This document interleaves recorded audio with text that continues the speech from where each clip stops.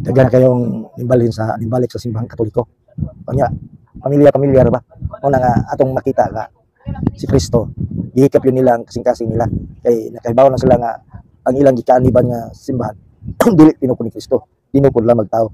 Ato ning tanaw ning video ni Father Darwin. Daghan yung nimbalik sa Katoliko inangano kay nakamatan sila sa kamatuoran.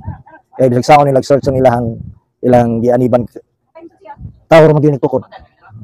Dili man pareha ning Katoliko nga waay matudlo nila kasi nagtukod only si Kristo ay gud mo nagtukod sa Romano Katoliko. Mingon sila nga way mabasa pero makita nimo sa kamatuoran. Naay daghang mga ebidensya.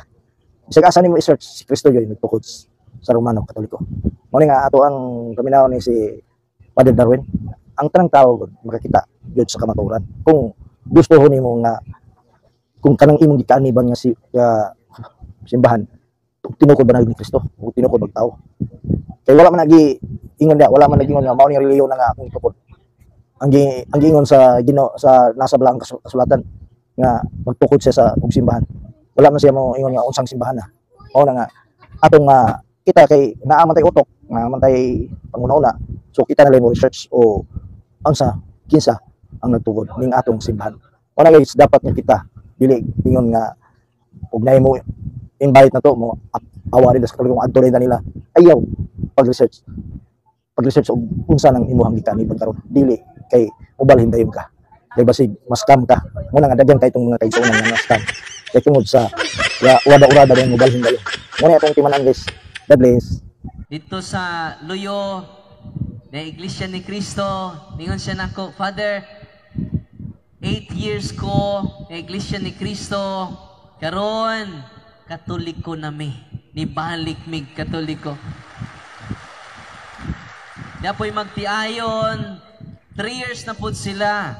Nga Iglesia ni Cristo, ihimamat ako dito sa likod.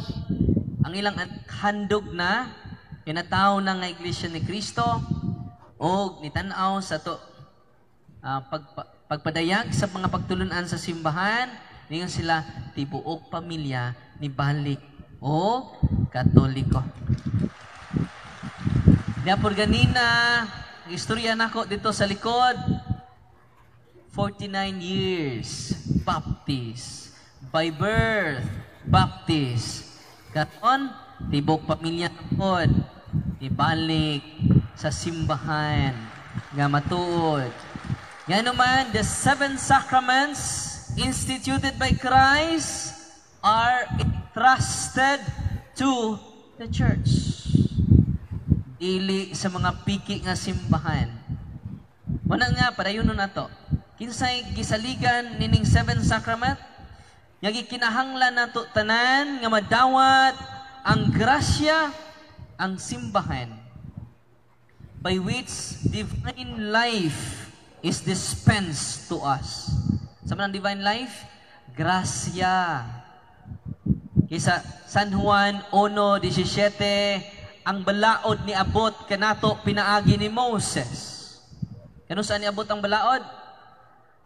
Pinaagi ni si Moses na nakaingon nga doon natay 10 commandments. Apan ang grasya o kamatuuran miabot kanato pinaagi ni Hesus Kristo.